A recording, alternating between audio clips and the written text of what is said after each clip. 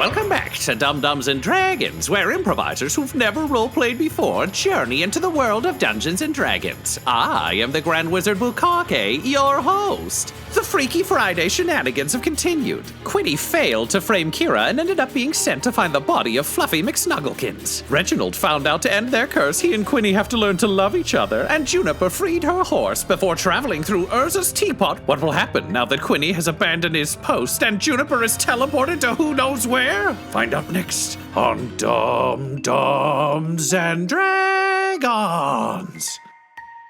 With a resounding cry of joy, an entire bar holds up their glasses and yells, Reginald! As Quinny bursts through the door after Quinny as Reginald. Ryan, what do you do? Great. I think what'll happen is Reginald will just yell as Quinny, like, I'm here to get you, you general. You can't stand by the horde here. And then I'll just throw two knives at him and just say, death to the bone crushers, and throw two knives and then disappear into the night, hoping he'll chase me. All right. Roll a ranged attack using your dex. Okay, I got to roll for both of them. Yep. Finally, Quinny will be outdone by his own abilities, as we always feared he would be. Like that time he stole the stones out of that giant dwarf sculpture. So one of them misses, the other is a 19. So does that mean it gets blocked or it hits? Because if it matches the AC. If it matches, it hits. So roll your damage. Tyler, are you muted? Are you talking? I was muted. There we go. What were you saying, Tyler? I said if it meets it, it beats it. And because it rhymes, it must be true. Worth it. I think that's one of the fun little easy to remember phrases. Yeah, I think that's like the rule is if you meet the difficulty check, then you beat Tom, it. is a dagger a D4? I don't know, and Tyler didn't write it down. Okay, good. Yeah, because he didn't expect to throw daggers at anything when he had Eldritch Blasts available. Yeah. 6 damage. Oh shit, 6 damage to Quinny as Reginald. All right, so the first one like dings off my armor, and then I turn around like what the, and then I put like my forearm up and kind of catch it in the into my forearm, take that out, kind of frustrated. 78. Okay. So he disappears out into the night using disengage and running away. I'll take the one dagger out of my arm and I'll stoop down and pick up the other one because I don't want to lose these. Don't go leaving my shit lying around. You've been so good about not snorting any gems, and he's just throwing your stuff away. Using up all of your consumables. So I pick them up and I say, I'm the bad guy that he said I was, and I run out the door. As you go to like book it out the door, Delia's just like, no, you're not. Go find your partner. Learn lessons. And you run out the door. I'll deal with you later. Like I run out the door. So you chase Reginald as yourself down an alley. He does disappear. You are very stealthy. But because he's not, I feel like I'll keep leading him. Where you just see, it's like one of those spy movies where you just see the person in the crowd like walk. It's Jason Bourne. You're getting Jason Bourne through town of him. Like you just see your old body like cross the street, and then like 2 elderly ladies cross, and then he's gone. And then you go there and you see him like step into a shadow and disappear in the distance. And basically, I want to try to lead him back towards the pigsty. Yeah, that's easy enough. It's a very small town. 2 corners later, you realize you've turned left twice, so you have to lead him back around the same corner one more time, because there really isn't very far to go here. But sure enough, you've led him to the pigsty. Okay, so come here, stay here, but this is where we can tack. So, first of all, why do you tack like this? No, first of all, take these back and don't leave them lying around, and I'll hand the daggers to you. They're not even good daggers. I don't know why you're worried about this. You can get more. They're for emergencies, and you just used them to get me out of that bar, so I'm assuming they came in handy. Yeah, that was an emergency. Why aren't you back at the base? What are you doing out here trying to go to the bar? Well, I figured, we had like a week to figure this out, and things weren't going super good at the base. I got your letter, albeit a bit late. I didn't have any time to myself to look it over without raising anyone's suspicions. But by the time I did read it, and you told me to pin the whole Fluffy thing on Keira, that had already kind of passed. So I went and spoke to your commander, Declan. He's here, by the way. Wait, what? Who? Yeah. Wait, no, there was only supposed to be like 4 bone crushers. Oh, and no, we killed like 2 of them. There's more bone crushers. They're getting a few through at a time, it seems. They're fucking balls. So how many are left? How many would I have encountered so far, Tom? There are about 15. By my count, there are about 15 bone crushers with more on the way. Obviously, that number is going to increase hugely if they're able to open a sizable portal from your world. Now, yeah, well, we don't have to worry about that happening. Between me out here running the crew and you inside there, betraying from the interior, they'll never be able to succeed. Well, it turns out that all the stuff we've taken from them so far just made the process easier on the plate. Do I know the term planeswalker? I can't remember if they were. I don't think so. Just on, you probably call him like the portal guy. Yeah. Everything that we've stolen from them so far actually is apparently just to make the whole process easier on the mage that they've got chained up in a box. I don't know if you've seen this. And he just like buffs a window and points inside so you can see the like cranial spiking terror David Cronenberg machine. And he's like, I don't think that actually is supposed to make it easier on him. I think it's just supposed to make him stronger. The first stuff was like wizard cocaine. As I understand it, it's so that they can kind of keep using him, I think now it's going to be more of a one-shot deal, but that's still going to be really bad for us. Okay, well, don't worry. I'm going to find some way to steal a gem. I got a talking rat now. I think... wait, rat? What? Yeah. Also, I got a gang of gnomes. I armed them up. They're known as the Brown Barrows. What, the urchins? Or is this like a different thing? They're the Brown Barrows now. You've taken them on as apprentices because you know how you always want more friends and to honor deals. Oh, I thought you were going to say something, Tom. Right. Well, that sounds fine, I guess. Have you explained to them that you're not really Quinny? No, they wouldn't have worked with me then. So I just said that I was Quinny, and that's how they all got the last name Brown Barrow. So they're your relatives now. Right. I guess I'll have to explain that to them once. Nope, I think you're going to have to own this one. You can't break those hearts. I made promises as Quinny Brown Barrow. Telling someone the truth won't necessarily break we're getting into the weeds here. and then I basically go on to explain how I don't think I can go back there based on kind of what I now know about the way life was are we using a term for the world that I think the closest I've gotten mentally is Grimdark Faerun. We've had like 2099 Faerun, we have Dumb Faerun. Quinny, you've seen my life in it, so you kind of have to name it yourself. For him, that's just the world. Right. I think I used the term hellscape earlier. Yeah, sure. So yeah, that works. Having kind of learned that or learned about your life growing up in that hellscape that you came from, and from your helpful little whispered tips and the note that you sent me, I don't think I can go back there, especially if you want this body to stay alive. Kira's still alive, and I tried to turn Declan against her, and it didn't work out. So I left to try and find Fluffy's corpse to prove that I had, in fact, killed him, and I couldn't find it. So I figured that basically meant I was fucked, so I didn't go back. So your idea essentially is, I didn't check the note you gave me, then I had one conversation that didn't go my way. Now I'm going to hide in the woods? No, I was going to go back to the inn, actually. I wasn't going to stay in the woods. I mean this in the most you way I can possibly say anything, but like, What the fuck do you think we're doing here? You're just gonna hide and give up because you had a conversation? Let me guess, you don't want to be Reginald Tingler over in Hellscape World? No, I don't. Yeah, well, spoiler alert. Nobody wants to be Reginald Tingler. Not for a moment.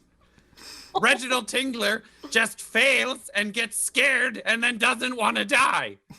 You don't feel like me yet because you're out here. Oh, no. Well, you're back there, then you feel like me. Okay, so you're bad at betrayal, but we can find a way for you to do it. You can't just live on a farm, no matter how much this voice comes out of you. I don't know where these conclusions are coming from, but sure. Let's go get him. No, that's not what I'm saying either. You have to go back in, and you've got to be Reginald Tinker. Because if you think you can leave, you're not really Reginald. You got to stay there. And then you need to attack. You know what? There's this very popular troll. He ran a village, and he's worked his way up in the horde, and his name is Donald Trump. And whenever someone points out that Donald Trump is wrong, he attacks. He lies, he attacks. You can do that too. That's the way to survive a hellscape. I've tried the whole like attack thing. It works like 50% of the time so far. I'm just putting this out there. Your body's not going to come back the same way you found it, if that's what you want me to try to do. Okay, you're saying you've been with the Horde for exactly a day and a half, and you can't survive with my body. My body that is 33 and grew up in the Horde. Yeah, the combination of your body and my decisions didn't work out so good. See, I feel like one of us has really tried to be the other one, and the other one tried to be himself and then was mad he couldn't be sneaky. And here's the deal. Sneaky? Here's the deal about the magic. So we don't have a week. We have till tomorrow night. And then at sunset, we have to... No, nope, talk to the wizard. Not what you said. Where's the wizard? I will talk to the wizard. I'll use all your fucking magic to talk to the wizard right fucking now. Okay, so spoiler alert on that one. I was being you, so I threatened a wizard who is more powerful than me, and she said that she could make our brains explode out of our bodies. So tomorrow night, you and I at sunset need to tell each other why we love each other and should live, and we can't lie, or one of us explodes and the other person's brain deteriorates, or something. That's like a weird logic puzzle. We have to tell each other why we don't love each other. Well, see, here's the thing. You're gonna have to figure this out on your end, because I can't tell you that about me, because I'm on the farm. I've got gnomes. On the farm. What do you... I slept real good. So I don't know what you're trying to do. I'm looking over my own head to check for like a head injury. Because I feel like I'm only getting parts of larger narrative. Fair enough. I slept on a farm. I'm just like, all right, what did you do with my brain? I need to tell you things in your own voice. I know you cover up that dialect. That's fine. You got to do what you got to do. I don't know what you're talking about, but go on. Do you want me to keep talking to you as you or as the real you? I'm just saying I don't know what you're talking about. Okay, what I would like is for us to really move this along, since we apparently have less than 24 hours to live. Yeah, this is what I'm trying to tell you. You need to figure out what you love about me. And you've told me that there's no way for me to get you to love me or to like me or to be my friend. Which means I can't tell you that answer. But if you can't come up with it, you explode. And my brain might die, but might not. So, I mean, that's pretty good for me, but you're not allowed to lie. I don't know about love, but I feel sorry for you. I feel badly for what you've been through. Okay. As you say this, Quinny, your lips move, but no sound comes out.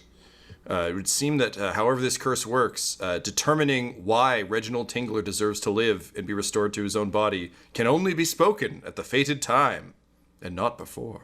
So he sees my lips move and no sound come out, and I notice no sound come out as well? Yep. And then the next thing is just me very loudly like, "Can you hear me?" Yes, I can hear you. What was that? I don't know what you said, so I can't tell you. I'm not that good with magic. What I was saying is that... And as his lips continue to move very well in video, and now in your mind's eye as well. But yes, no sound comes out. So... This seems like some fucking magic shit. I can't... all right. Here's hoping. What I have to say can be said tomorrow. Yes, that would be great. So if you got to figure out how you can love me and how I should live and why that's good, and it has to be true. Look, I did some thinking on my walk over here. Putting the weird forced love thing aside. This all revolves around this mage that they've got locked up in some kind of box. That's the key thing that if we remove from the equation, no portals. All this other stuff just makes it easier for them or makes it so that they can use the mage repeatedly or whatever. But the portals absolutely do not happen without that mage. Should we maybe focus our efforts off of the gem? By the way, there's some kind of focus crystal. That's like the third missing ingredient. Should we take our efforts off of that and focus purely on springing that mage out of there? I mean, that's an option. I'm up for that. I mean, sure. Because I've got a pretty good idea of the layout of the place, and you're much, much sneakier now. There's a chance you could get in there, although the locks on his weird coffin are extremely advanced and magical. Have you had any lockpicking experience yet? I did like one thing, but your hands did like most of it. God, I love my hands. So here's the thing. There's too many bone crushers for us to smuggle out some kind of injured wizard. Oh, it's a big box, all right. And it's not really going anywhere. It's going to have to be a full-on prison break if we do it this way. Yeah, I don't know why your pitch was, if I have to go back and talk to them, I'm gonna die, and instead it's now, what if I fight all 15 of them at once in a prison? I'm gonna do great. I'm checking for that head injury again of like, when am I talking about fighting 15 bone crushers? But then it's like, okay, calm down, Quinny, calm down. Look. Is it not worth it? Then I'm basically going off of the information you gave me in that I'm dead if Keira's alive. And guess what? Keira's alive. Okay, let's just accept one thing right up front, which is you're not a great plan guy. We've seen this established over and over again. No, it's jazz, baby. It's jazz. It's purely improvisational reacting. I look good naturally, not with planning. Okay, I hate to say this, but as a guy who's had a lot of his friends die and missions sort of go terribly wrong, you don't so much play jazz as not know how to play the instrument. And you have to know when you're, not playing a note for it to be jazz. You can't just randomly hit a drum. Because jazz is huge in the hellscape world. Yeah. Then yell the word jazz. That's fine. Let me plan, and then you can do. This is actually all well within the realm of things. So well, now, hold on a second. You just talked about all of your comrades dying. Did you plan those missions? Because I don't want you to plan the mission then. Those were your comrades. Mine died, but I mean for them to die. If it was me, Keira would be dead. I'm not reassured by that.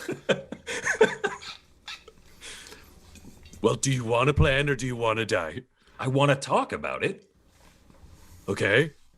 So, do you know where this focus crystal is? Like, is it easier to get that than the jailbreak idea?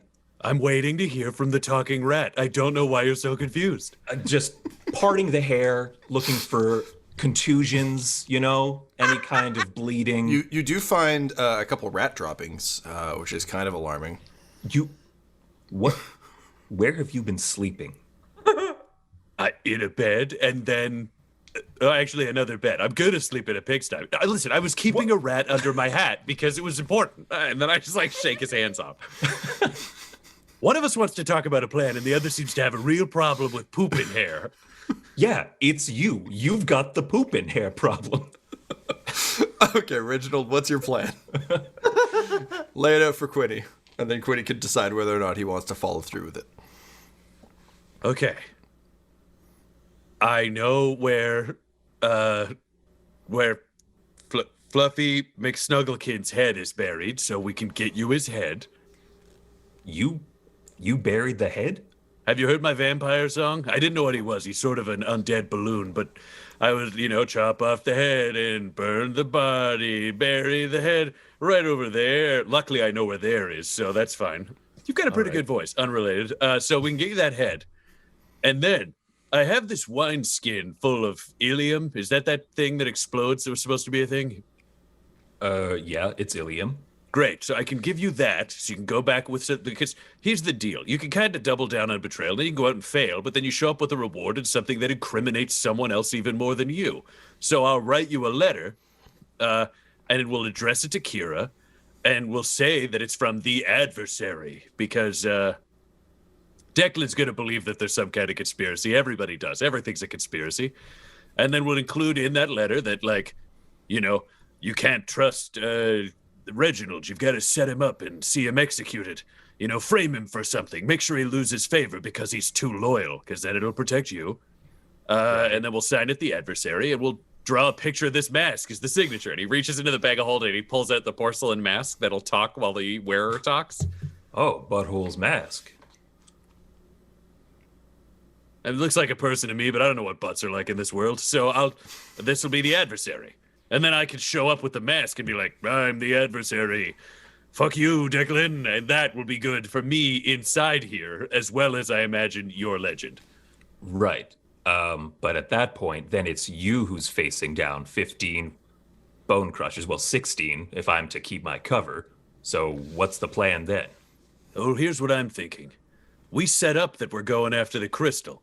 So we set up a place at a time, and we make sure that you're sending the bone crushers out to ambush the ambushers. Then, when they're out of the base, you and I go and just free the wizard. Well, it's a triple stab. I could get you in relatively easily. The walls are not well reinforced or anything like that. Honestly, I could probably scoop you up and toss you over. You realize I'm you, right? And I could go invisible and backflip over walls and stuff? Look, the ring of invisibility thing is like a 3-day-old thing for me. And honestly, I haven't gotten to use it that much because I'm not in my body! Out to the moon. And then... That's very good. Yeah, well, some of us have to sleep in a pigsty because we don't have access to our glamping tent. So I'm sure you've been sleeping like a king in that. Do you want tent the glamping tent? Is that where the rat shit came from? The sty? No, I put a rat in my hat. I told you this. Listen, again, you are the one who just walks us down these side alleys, not me. So we've got a plan. I give you the ilium. I give you the note. You go, sell the conspiracy. You can probably murder Keira. And then make sure he sends everybody out to stop the ambushers. All right. Sounds good. And then we'll send you back with Donkey Jr. That'll make it more believable. Because then it'll seem like you've got the friend, and Donkey Jr. can back you up. And then I'll also send you off with Mickey. Hey, Mickey. Hey, what's going on, Quinny? Yeah, so, Mickey, it's time for you to know the truth. Okay. I'm not Quinny Brownbarrow. That is, he had to do a Freaky Friday with me till we learn who's in love with each other. So you go with him now. Friday. Yeah, and then you can send messages back and forth. Gods. Well, part of the reason I got into this game was to team up with Quinny Brownbarrow. So looks like I'm on your team now, champ. And he skitters up your leg. And By then the way, kind Quinny. of runs up to your shoulder and kind of extends a little hand. He's like, Mickey the Rat, nice to meet you. Thief extraordinaire, got turned into a rat a while back. Heist went wrong. Big fan, former thiefy winner myself. Nice to meet you. Oh, that's a pretty cool story. Yeah, and I'll do a little finger handshake thing. Oh, hey, that's real nice. Thanks. Hey, just that's my body down there. Don't shit in my hair anymore, okay? Yeah, look, man, that's a reasonable ask. Look, totally fair. I totally understand. There's just some real spooky stuff. Flesh golems out to kill us. Didn't know if we were gonna make it. Kind of got scared. Fair. Yeah. Like, but I think of, look, I think kinda you know, yeah, promise fine. I'll never my intent. I still remember toilets. Gods, I miss toilets. Oh, gods, right. I miss toilets. So here's your note, and here's the ilium. And then he looks over and he just like reaches, like kicks out with a boot like once or twice, and then he's like, and here's the head. It was right here. Okay, so you can head back, do what you're gonna do. Full disclosure, the rat is now your companion. I swore that it could stay with you until this body died. So that's just gonna be a thing you have on an ongoing basis. Right. Hey, Mickey, how would you say you're feeling right now, heartbreak-wise? I mean, not that heartbroken, but that's because I'm getting to work with you. This is pretty good so far. So it's a bit of a dry run for a future thing I'm going to have to do. Anyway, and I start walking. I turn around and hold up the note like, this note shit really works. Just, we're the bad guys. We're the enemy. Here's our plan. And I'm the guy that found it. This is going to work. Yeah, you said it was by the body. It was clearly left for Keira. The whole thing, it's like slap and a hug scenario. Someone's here to betray you, but I'm your friend, and I also found this wizard cocaine you need. Now we go kill them. In future, I feel like you probably went with like the beginner move, which is like, let's go back and everyone give a report or whatever. Because I mean, that's what, new people do. Instead, you just murder them in the field and yell the word traitor, and then you bring back their head, and you can tell whatever story you want because they're dead. All right. And I start walking back. Fair enough. Reginald and Quinny, Ryan, you get to watch as your body strides off, and you sincerely hope that you've taught him well enough. Also, that he's learned enough to survive the prisoner's dilemma that he seems to only half understand. Fingies crossed. What do you do? I think he's gonna go inside and get loaded. Like, I feel like he's just gonna go and party with gnomes, where it's like he'll be the only guy not drinking the watered down shit. Like, it's like, well, apparently my brain's gonna explode out of my body tomorrow because he's an asshole. Oh my god. It's like terror drinking. Yeah, it's just like a montage from someone falling off the wagon and or visiting Europe and trying absinthe. Just like pulsing lights and just like Reginald wandering around as Quinny, also just being trashed because he's used to drinking in a Reginald-sized body, not a Quinny-sized body. Yeah. Although Quinny can't hold his liquor, so it's also, not as bad as Reginald's it could be. immune to poisoning, so he has no idea what his own tolerance is in a regular body. He's half the size and vulnerable. He's going to fucking shit my pants, and I'm gonna feel it the second we ever switch back. If we do, it's just gonna be all squishy back there. You're gonna look down and be like, "What's spackling my hog?" Well, I mean, the good news is at least it wasn't Mickey in your hair this time. Ryan. You didn't like that one? Oh God. I mean, she did disappear into her hoodie, so that's a pretty good indication. How do you think he like sneaks around and does acrobatic shit and wears the fuck harness? He tucks it back. Yeah. And so yeah, it's gonna get spackled. There's some spackling. But the important thing man, is, I've never been happier to know an episode title when said aloud. Yikes. And that one will pass iTunes without stars. Moonhammer, have mercy on us all. This is what happens when I kill off Butthole. It's just like, oh, okay, the guy who does the fart jokes is in here? Well, buckle up. Now Quinny's dick is huge. Maybe next time, don't kill off the cleric. All right. That's on me. Lesson learned. Should have read that page in the DM's guide. Okay, so Janitor's Guide to Huge Hogs. yeah, it's only available in the DM's Guild. It's a platinum seller. It's the Monster Cock Manual. All right, so Tyler as Quinny as Reginald. What is your plan now that you're actually faced with A, the knowledge that you need to justify why Reginald Tinkler deserves to live? B, if you understand the logic dilemma correctly, you could also just lie, and if he tells the truth, then you win and he's fucked. But that might just leave you in his body. There's a bunch of bullshit going on. Man, I as a player did not consider that at all. I was going to be like, and it's true love. But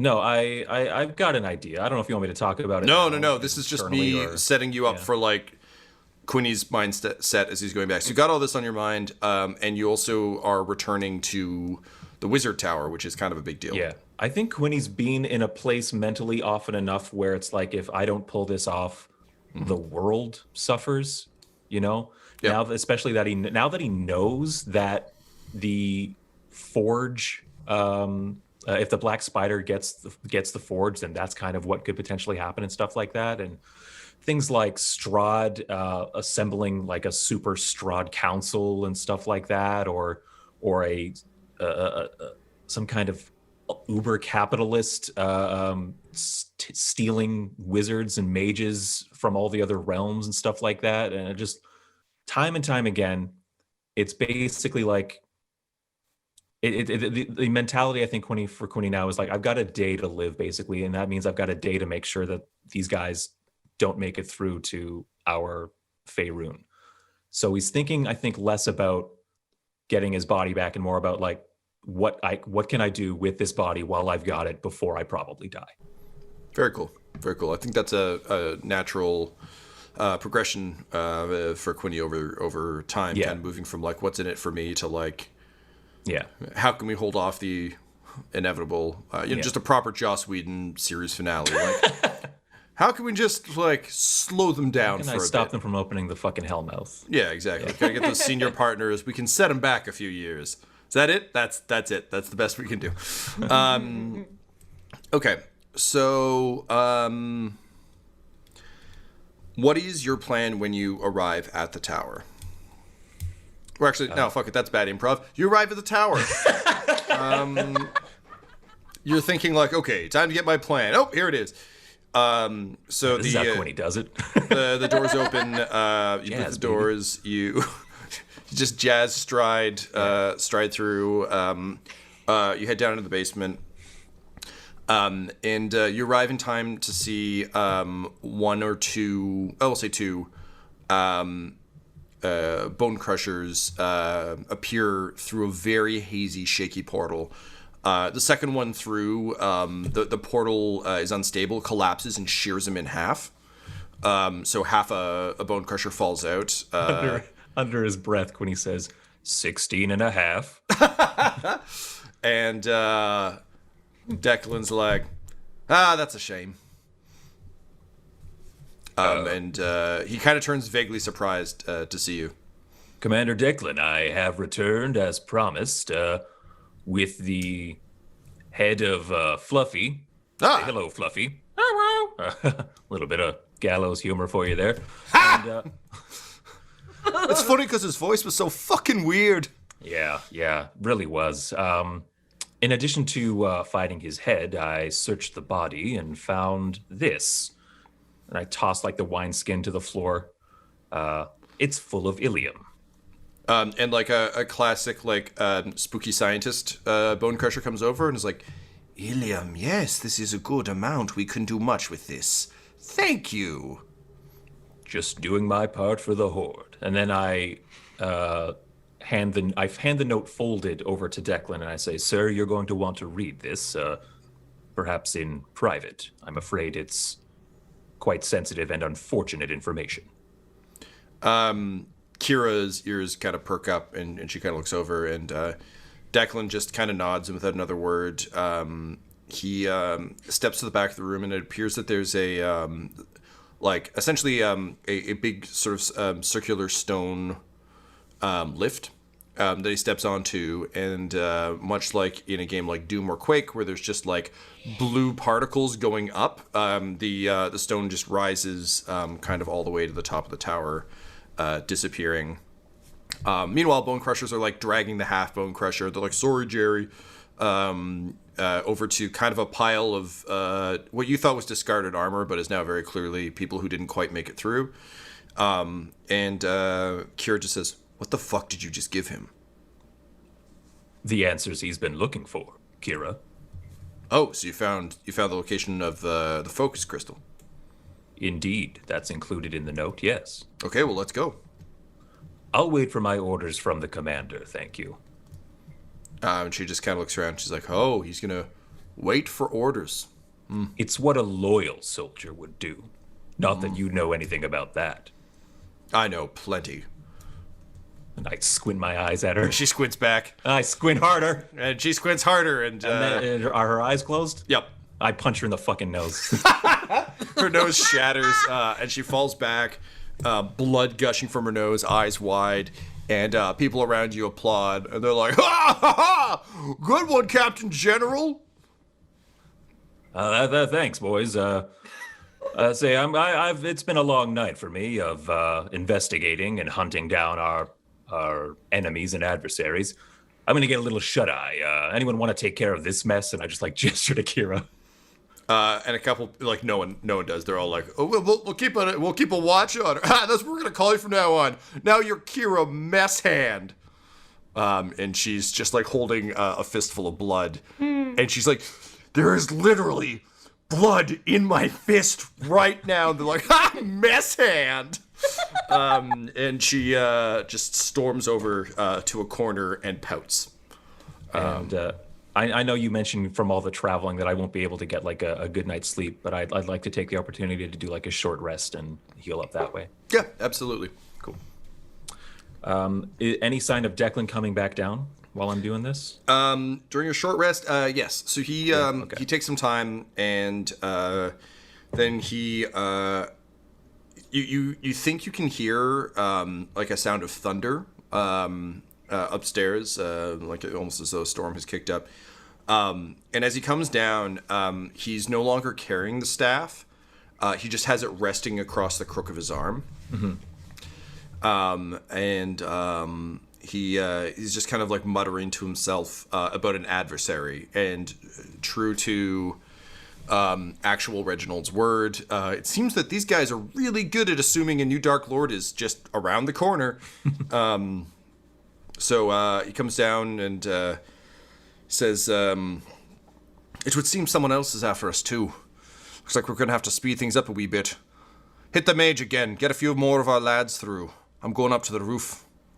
We got to get ready. Things are about to get fucking weird."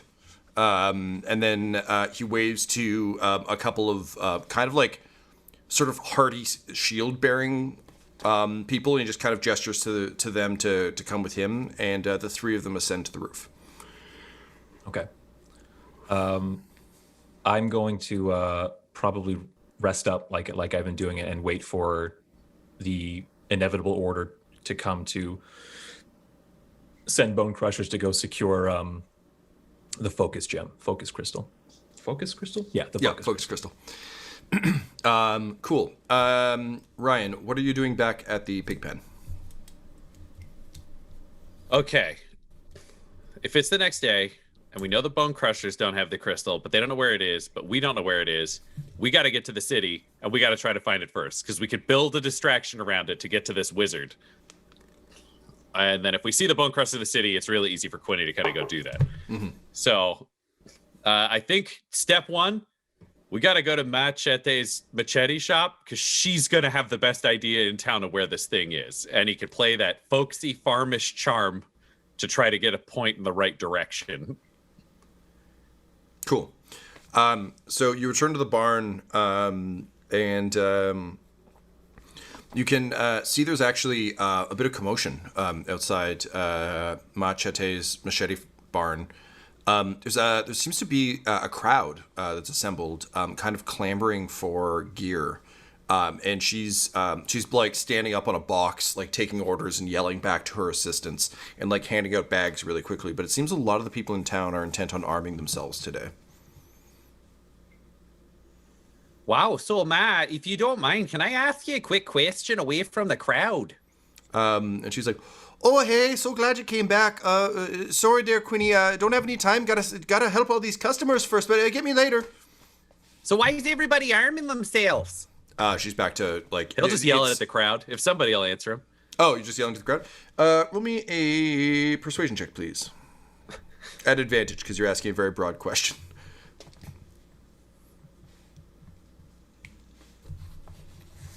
18. Sure. Someone who really likes to mansplain why events are happening turns around, and he's like, "Oh, you haven't heard? Oh no, the Triumvirate ran real foul of the Lord's Alliance and the Harpers yesterday. There's a whole army coming today. We're just guarding up because there's probably gonna be some blood in the streets. Viva la revolution, comrade! And he slaps you on the shoulder and turns back. He's like, give me the prettiest crossbow! Oh, interesting. So where, and he'll just like look around and look for whoever seems like they're the shortest on cash, like who's the most desperate in the room. Just the wieneriest looking human he could find. Sure, or whatever species. It's like a DJ Quails looking motherfucker who's holding out like 2 silver pieces. And he's like, good enough for a dagger? All right, so here, friend, I got a question for you. So if there's these lords and ladies that are so important and such, do they have good guards? And if so, where are they? If you can tell me where, then maybe I can go and just say my hellos before the war starts, and I'll buy you some stuff. Oh, you really buried the lead. I wasn't going to help you at all, but if you want to buy me some stuff, fuck yeah, man. Yeah, they're in the Wizard's Tower and the mansion. They're going to defend themselves from there. I just don't trust that they're really going to defend us too much. I think they're just going to pull everyone back. Honestly, I can't believe so many people got killed at the dock yesterday. That was wild. That is pretty crazy. Do you guys really care about this war with them? Because I think if they did evil, you wouldn't want to die. Oh, that's why we're all buying weapons. I, for one, am going to get a knife so I can sit in a corner with a knife and be like, get back, I got a knife. Hey, that's pretty crafty. So just to be clear to everyone in this room, you guys are all against the Lord and Lady and Lord? And there's a lot of like, it's not like a unanimous huzzah, but everyone seems like pissed off enough, and now it's kind of like, oh, for fuck's sake. They had one job and they fucked it up. So they're angry, but everyone's just more concerned about trying to survive the night. Okay, but like, if I bought everyone in here weapons, would you go with us to go depose them so we could say to the army that it's our town now? You hear a bunch of like, no, they're all just gonna hold up. I'm not gonna do that for any of you. And then he'll give 100 gold pieces to this guy that he said he'd get help from. His eyes go wide and he says, give me all your knives. Go ahead. And then he'll go back outside to like the urchins and be like, okay, so I tried to do this a smart way, but I think I might be an idiot. So you're all locals. Who do you think would keep the crystal to give to somebody? It'll either be someone. I'm sorry. I got stuck doing my yokel voice inside there. As he remembers that they think when he talks like this. So odds are it'll either be somebody who you'd never expect, which is not really going to be possible to guess, or it's going to be somebody that you know leaves town and comes back and is important and powerful, but a little bit shady. So who do you got like that? That seems like a crystal type person here. And they kind of confer for a minute. They're like, Lyndon's like, a lot of the people who live in town don't really leave very much. I mean, there's the rival blacksmith gnomes. They get out and about so they can see the local soap plays being performed in the local townships. But I mean, really, we see a lot more travelers come through Hatsfield than we do through here. That's why the inn here is so weird and awesome. Also, I still have a couple tokens. Can we go back? Yes, but not right now. Remember, mission first and then stuff later. We make so many gold if we find this crystal. The most half-hearted, gold. Here's what I think, because I'm Quinny Brownbarrow.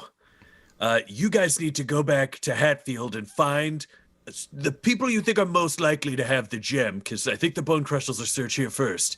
And I'm going to go over to that blacksmiths and have a talk with that blacksmith guy.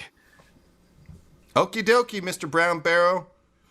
Remember, keep your crossbows with you and stay away from bone crushers. Don't fight them. Run away. Shoot things if you have to.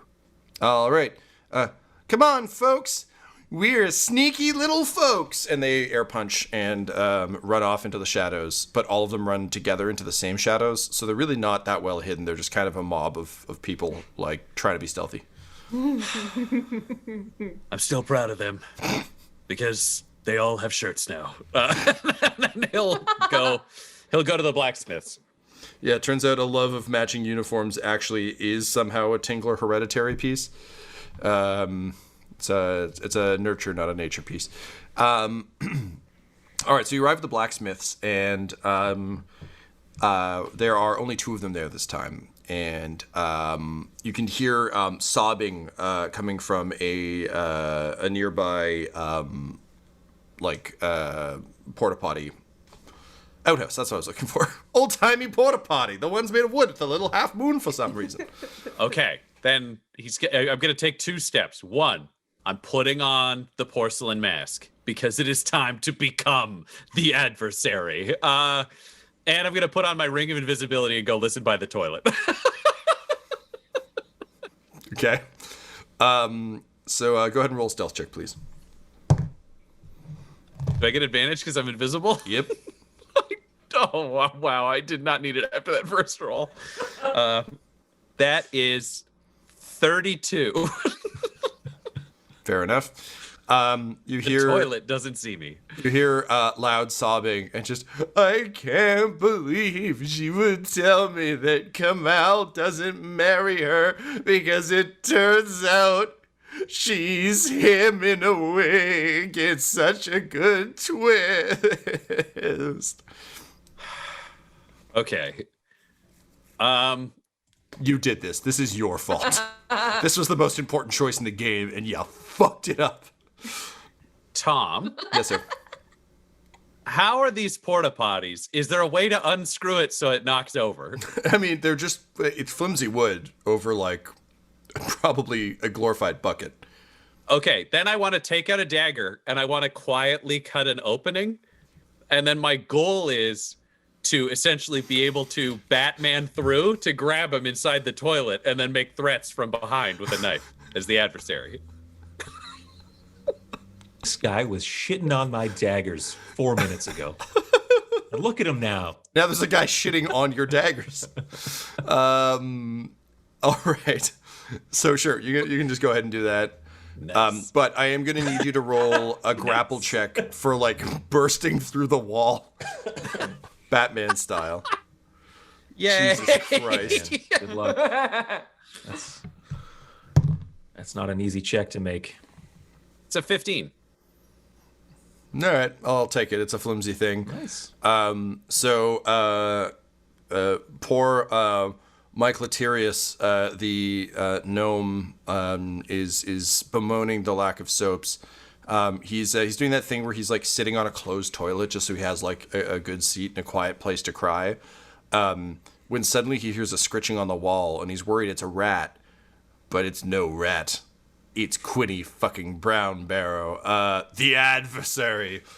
You punch through the wall, grab him around the neck. I assume you're putting the knife to his throat? Yeah. Okay, you put a knife to his throat. He legitimately just shits himself, and it's unfortunate because he was theoretically in the right place for that, but he had the wrong setup, and you've got him at knife point. And I'm just like, where's the crystal? And he's like, Crystal? She turns out to be Kamal, so he can't marry her because it's him. No, the magical gem. I know you have it, or your friends have it. Tell me where it is. Well, what are you talking about? I'm the adversary. Yeah, I Give get me that. the crystal. No, sorry. I mean, our store is called the Mystical Crystal. Is that what you want? The Mystical Crystal? You want my shop? No. We have Listen. very fine wares. I'm gonna fill out this story for you. I'm the adversary, and I know you've got a crystal for the bone crushers. So tell me where it is, or I'm gonna wear your face as a cod piece. Don't do that. I like my face. What's a bone crusher? Where's the crystal? It's the shop. It's right there. Mention my name and get a 10% discount on discounted goods. When the bone crushers come to your store, you say that the adversary's coming for their crystal and for Declan. And then he'll just, like, kick his legs out and drop him in the poop if the hole's big enough. And outside, they're just like, wow. Mike is really bummed about this fucking soap opera. Okay. Meanwhile, Juniper. Gonna give you a second here, Laura. I'm good. Yeah, I good. understand you're genuinely tickled. Oh, that's great. So, Juniper, after you broke the glass bead, everything went white, and as you just continue to kind of mutter and focus, and you began to expand your focus, realizing that there might be other Rikers, just to the one specifically that all of your friends have talked about. The one you know is Alan's dad. The one you know everyone is fucking talking about and looking for. And almost unbidden, you find all of the ideas you have about him beginning to swirl around in your mind. And as the sort of vague idea of this man begins to form, slowly you can see his features, the kind of like square jaw, the beard, the nose, and suddenly you blink and you're staring directly into his face. And he's staring directly back at you with his eyes open. The only problem is the rest of his body's gone, and his head seems to be mounted on some kind of brass contraption.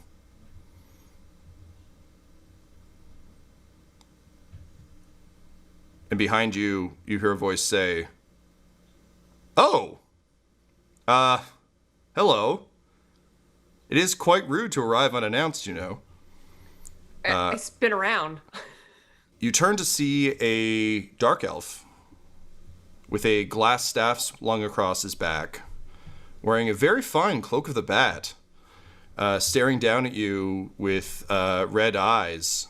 And Xanthus smiles and says, "I'm afraid I have no idea who the fuck you are. How did you even get here?" Avalon.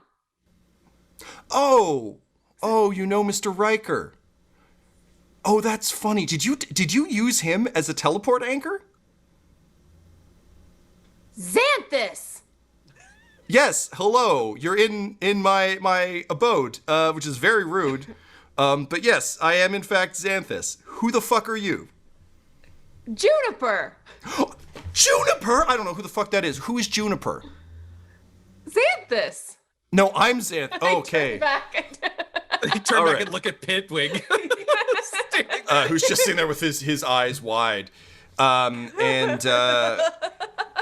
you find yourself in a what seems to be sort of a large, impressive brass room.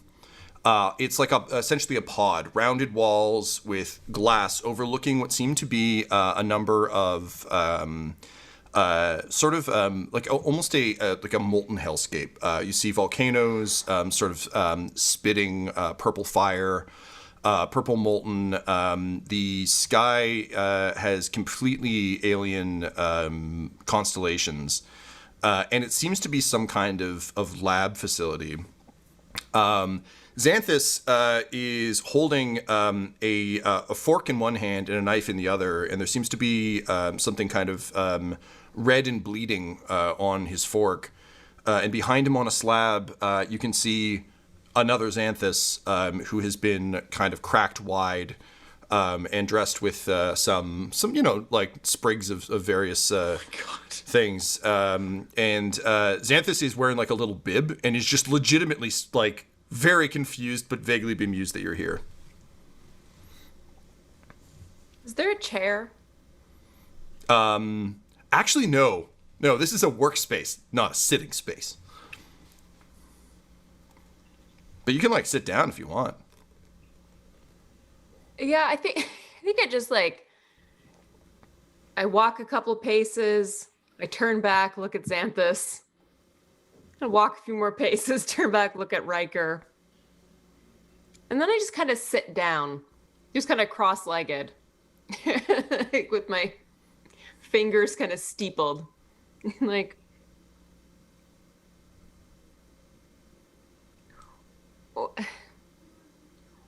what are you doing? And Xanthus just very quietly takes a bite and chews and is sort of thinking through, and he's like, Oh, it's not better when it's prepared this way. Worth a try, I guess. You know what they say. You know, the 500,000th time's the charm. At least that's what I thought, but I guess I'm wrong. Well, that's an awfully bold question to ask someone whose house you just invaded. And he kind of like nods at a door, and there seems to be sort of a glowing light that appears in a wall. It seems to be like sort of slowly materializing, because you can see no doors in this entire space. And he says, "Oh, I'll tell you what. Why don't we go question for question? What am I doing? I'm enjoying a meal. This fine fellow is." He was from a scuba world. I don't know if you know that term, but it's when people like going underwater. So the entire world is underwater, which is very silly. So anyway, I found this guy in a submarine, which is like I don't know if you have airships where you're from, but like it's like an airship, but it's underwater. Anyway, it was really funny. It's so funny too because he was almost on the verge of figuring out what I figured out like a year ago. Oh, glad I got to him when I did. Anyway, so I'm enjoying a meal in my house. What the fuck are you doing here? Did you come here for Riker? I did. Yeah. I'm sorry about that. I don't know if you know him or how much you know about him, but trust me, all the worlds are much better with this particular man no longer being in them. Isn't that right, Riker? And he sort of twitches his fingers, and the jaw just starts like awkwardly moving on the head, and the eyes just kind of roll around glassily. One of the versions of me was a ventriloquist. I learned some really dumb shit. Would you like a drink? No, I'm okay. Suit yourself. I just picks up a glass of wine. Okay. My question, who the fuck are you and why are you here? I'm Juniper. I'm here to get answers from Riker. Aw, sorry about that. That sucks. And he takes a sip. I guess now I'm here to get answers from you. I mean, that hardly seems fair. Just burst into my house. I don't know, you're kind of bursting into everyone's worlds. Oh, no, you're thinking of this guy. Oh, are you one of the planeswalkers? Is that your deal? No. Oh, good. I tell you, those guys are boring assholes. Why do it naturally when you can do it with science? Am I right? Because you're destroying the universes?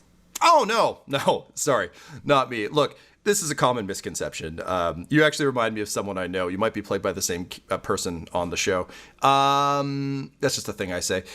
Look, Riker here, and he walks over and just kind of like pets the head. He's like, Riker here is the guy you should be pissed at, not me, because this was the little motherfucker who decided to break the membrane. He was the one who decided he'd had enough of my world and thought he'd go seek out a better life somewhere else. And he didn't bother to really think what that would mean because he's not really a man of science. He was talking to some asshole in Eberron, and they were really working on it very tightly. And bada bing, bada boom, he popped through, and not only that, he fucked up the entire timeline. He broke the spell weave. He exiled a bunch of our gods into a void. Magic in my world just fucking drowned. And he just went and decided to set up shop in a new world. So he's really the asshole. It's not me. I'm not breaking anything that wasn't already broke. All right, so your methods aside, so you're trying to fix what he did. Oh, it can't be fixed.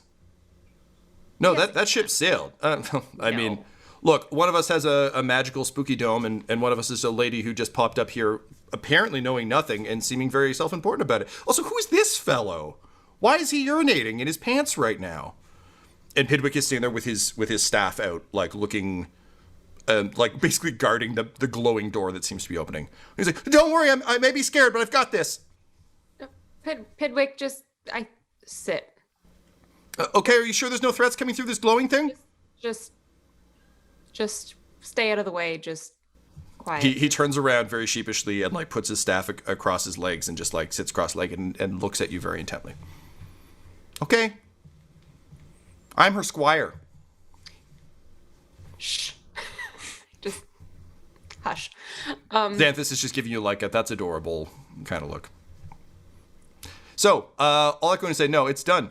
It's really done. Here's the thing. I thought it was just my world that was fucked. It turns out kind of all of them are. So, no, I'm not trying to fix it, but I'm also not trying to break it. Well, I'm just trying to survive. And, you know, someone's got to put the pieces back together, right? Yeah. So you're trying to fix it. Putting the pieces back together. Yeah. After it all shatters, I'm going to rebuild it. No. No. It can't shatter. We got to fix it before it shatters. Okay, that's real cute. Hey, let me ask you something there, champ. I can see you're wearing armor. You've got a sword. What do you specialize in? What's your deal? You an archmage? Are you I can assume from the sword and armor, probably an archmage, maybe a scientist of great renown. You a philosopher? Paladin. Oh, good. You're a paladin. Okay, great.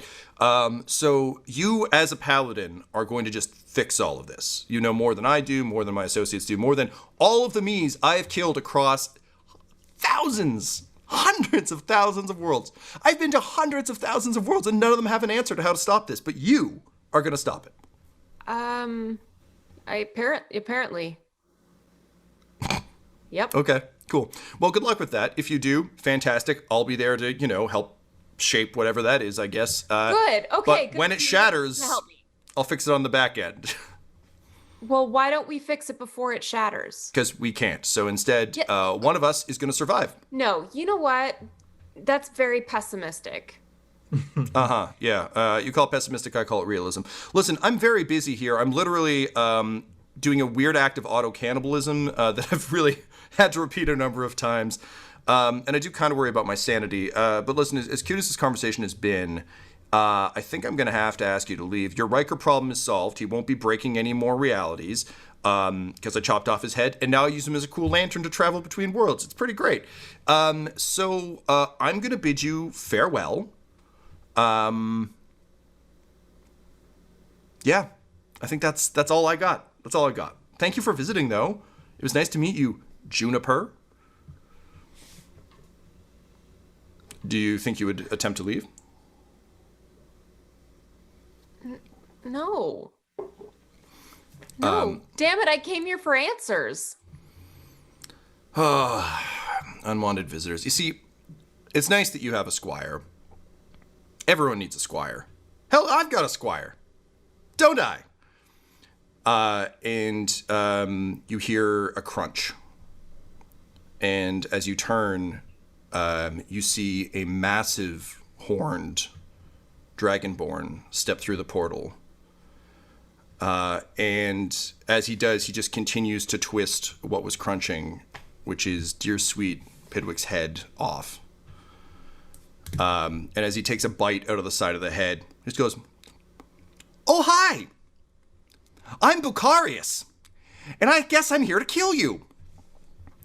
And you recognize your dear sweet buddy Bucky. Bucky! It all went wrong. Nope. Not for a long time now, but it's cool that you know that. Sorry I'm gonna have to kill you, but I guess that's how it goes. And he reaches behind himself and draws a sword the size of himself as demonic wings spread out from behind him. And Xanthus just kind of sighs and he says, I think my squire beats your squire. Go fuck her up, Bucky.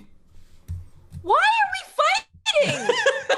This episode of Dum Dums and Dragons features the voices of Ryan LaPlante at the Ryan LaPlante on Twitter, Tyler Hewitt at Tyler_Hewitt on Twitter, Laura Elizabeth at EL Hamstring on Twitter, and our fantastic DM Tom McGee at McGeeTD on Twitter. This episode was edited by Ryan LaPlante, and all of Dum Dums and Dice's art is by Decapitated Markers, or at Decapitated Marker on Twitter. That's MRKR. Our theme songs are And Now for That Massive Coronary and Skipping Through the Orchestra Pit Part 1 by Peter Gresser, and our ad music is No Control and Chiefs by Jazzar, JAHZAR.